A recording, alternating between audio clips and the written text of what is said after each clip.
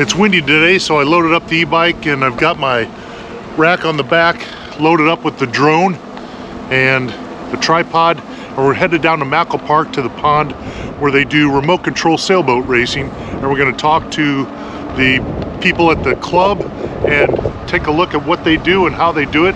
It's going to be really interesting. Let's get to it. This is Don, and Don is with the Island Model Yacht Club, and they race RC lasers here, remote control laser sailboats, and this is a fascinating place at Mackle Park, a beautiful place to do this sort of a hobby, but a lot of people don't know about the club itself, and as people walk by they ask a lot of questions. So today I've nabbed Don, and Don's going to give us a little bit of a description of the club and then the setup of the boat as well, and then we're going to watch them race. So Don, if you would, just tell us a little bit about the club itself. Okay. Club's about 18 years old. We currently have about 30 members. And we meet here Thursday afternoons and Sunday afternoons, 2 to 4 o'clock. And there's nice space for spectators, and there's a nice walkway around the pond. And people really enjoy coming out and seeing the boats race. What's the learning curve for something like this? Is it too technical? Can beginners get into it? Well, beginners get into it. We usually have more than one a year that starts out. I would say they don't get to be very competitive until they've been doing it for 2 or 3 years. Sure. But it's fairly easy to get started. Costs about $500 to get the boat and the radio and the sails and all the equipment that you need to get going. But these boats are pretty standard so that it's an even playing field, is that correct? Yeah, these boats are absolutely standard. You're not allowed to change anything on the boat. You have to use the factory sails, all the factory equipment. You're not even allowed to paint the boat, paint the bottom. Oh, okay. You can apply vinyl tape like I've done on this. And some stickers, but you can't apply any paint. You can't polish the bottom. You can't sand the bottom. I just thought people weren't very artistic. But you can do what you want. Can you do what you want with the sails itself? Because I see the markings on the sails. You can put stickers on the sails, and you can mark them with magic marker. Okay. So people do that to try to be able to identify their boat when there's a group of boats tight together.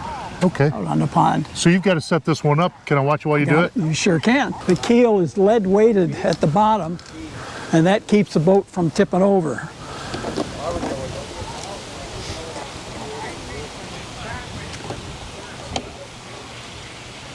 One of the nice things about these boats is that the keel and the rudder and the sail all come off the boat very easy, so it's easy to transport the boats to and from the pond.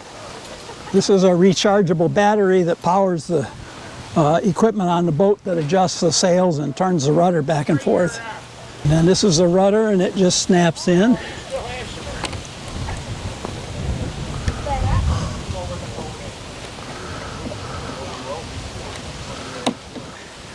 We have different sails that we use depending on how much wind there is blowing. And today, looks like we got one fellow put on a C sail. He's putting on what we call a B sail. I think I'll start with a B sail. And Don, the different size sails are just because you can't shorten the sails or reef them, right? So correct. Okay. Correct. So A would be for really light winds, and then D would be for really heavy winds? Really heavy. You got it. How do you know that's a B? Turn this. Well, I just know from looking at it. After you've seen them, get some experience with them.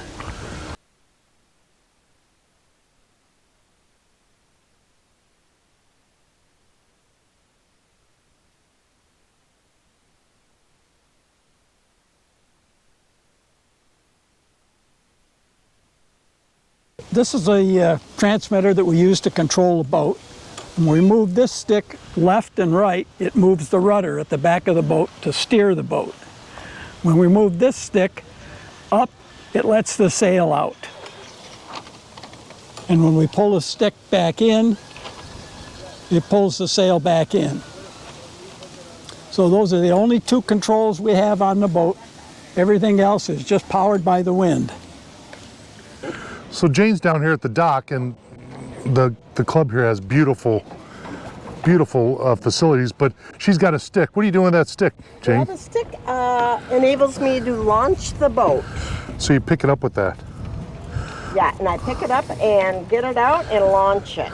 I gotcha. So that's what we're going to do right now. And Paul is going to practice while the meeting's going on. Okay, so I'm going to push the boat out, so I'll give him a little head start with this wind. So you're taking orders from the skipper, Right. essentially. Exactly. Let's get that underway and see. Off he goes. Yeah.